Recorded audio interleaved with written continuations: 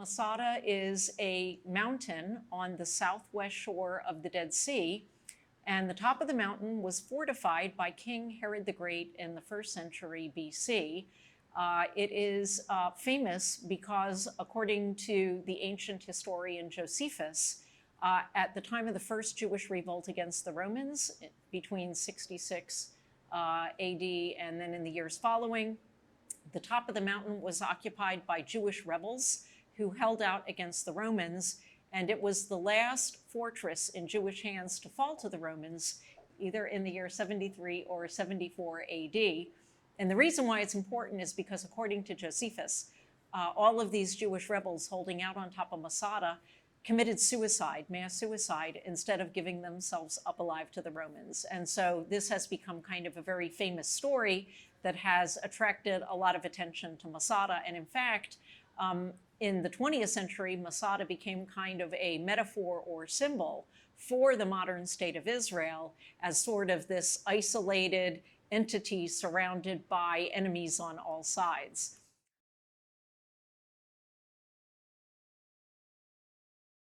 I was drawn to Masada because I was involved in the publication of some of the material excavated on top of the mountain in the 1960s by Yigael Yadin. And Yigael Yadin was a famous Israeli archaeologist who was also chief of staff of the Israeli army. He died in 1984 without having published the material from his 1960s excavations at Masada. And I was invited after Yadin's death to work on the publication of some of that material. And in the end, I worked on the publication of the military equipment that Yadin found. And then in 1995, I was invited to co-direct excavations in the Roman siege works at Masada. The siege works meaning structures that the Romans set up at the time they besieged the mountain at the very end of the revolt. And so in 1995, I co-directed excavations in the Roman siege works at Masada. So that's where my interest in the mountain comes from. Eventually, I published a book about Masada, which was published in 2019, called Masada: From Jewish Revolt to Modern Myth.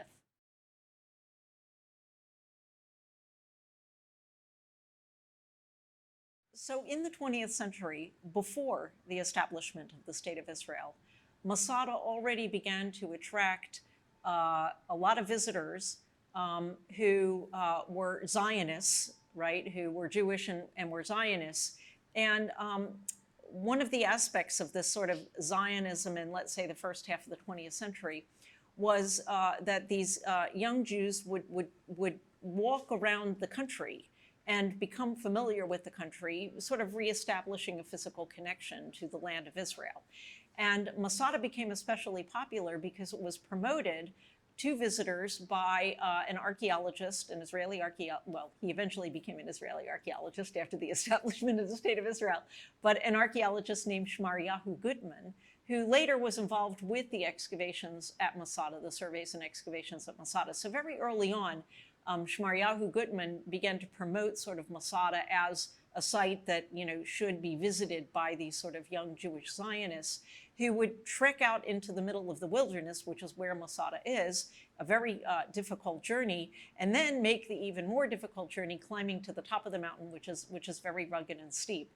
And so Masada very early on became sort of part of this formation of Zionist identity and connection to the land of Israel. And then after the establishment of the State of Israel, this sort of continued and even escalated to the point where Masada became emblematic or symbolic of the State of Israel as this sort of isolated mountain threatened by enemies on all sides. And it all culminated in the 1960s when Yigael Yadin, who was probably Israel's most famous archaeologist and also chief of staff of the Israeli army, conducted excavations on top of the mountain and subsequently published a popular book that made Masada even more famous. And not too long after that, a cable car was built to the top of Masada, and it became either the first or second most visited tourist site in Israel. It became a site where the Israeli army swore in some of its units, some of its military units. So Masada really became deeply ingrained within sort of this psyche, the sort of psyche of the early state of Israel and the formation of this sort of Zionist state. That comes to an end eventually, or begins to erode, I should say, because it's not just one end, but beginning in the 1980s, this idea of Masada as a symbol of the state of Israel really eroded, and that continues to the modern day for a couple of reasons. First of all, the idea that a place where all the Jews commit suicide at the end instead of giving themselves up alive, that's not necessarily a model that you want to emulate if you're a modern state, right? It's kind of an unhealthy suicide complex, if you wish. And also what happens from the 1980s on is this movement of post-Zionism, which I suppose we're still in, where, again, a symbol of what was, a symbol of Zionism, the earliest Zionist movement, kind of becomes really irrelevant in a post-Zionist context. So Masada as a symbol of the modern state of Israel, at least in the eyes of Israelis, sort of declined over time. Ironically, though, Masada still is very important as a symbol of the state of Israel to people outside of Israel, especially, I think, to diaspora Jews, but not only. And so I think in that regard, Masada still retains a lot of its symbolic value.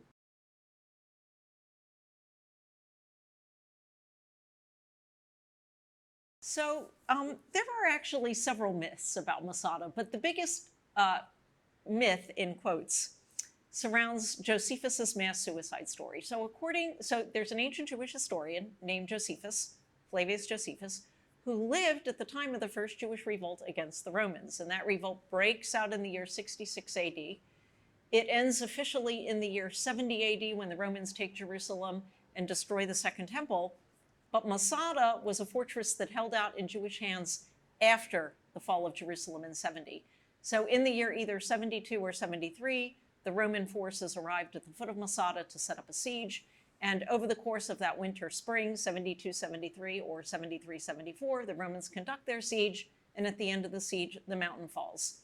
The only historical source, the only written source we have for the siege and fall of Masada is this ancient Jewish historian, Josephus, who lived at that time. And Josephus wrote a 7-book account of the first Jewish revolt against the Romans, which he called the Jewish War. And he ends this story of the Jewish revolt, the Jewish war, with the fall of Masada.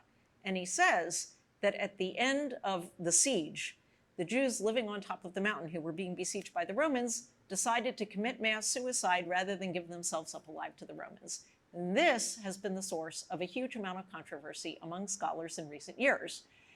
And the reason is that because we have no other source that tells us the story of the fall of Masada, we have no way of independently verifying if Josephus's account is true, and if it's true, how accurate it is. And in recent years, many scholars have questioned whether the mass suicide actually occurred or not. And they've pointed out some apparent inconsistencies in Josephus's story. So there's actually an open question about the siege. And one of the things that I do in my book is talk about the way that we examine Josephus and his account to see whether it's true or not, or how can we tell, and also whether the archaeological evidence that we have from Yadin's excavations on top of the mountain, whether that either supports Josephus's account or whether it contradicts Josephus's account. So I believe actually that the question of whether the mass suicide occurred or not is an open question that we cannot resolve on the basis of the evidence that we have.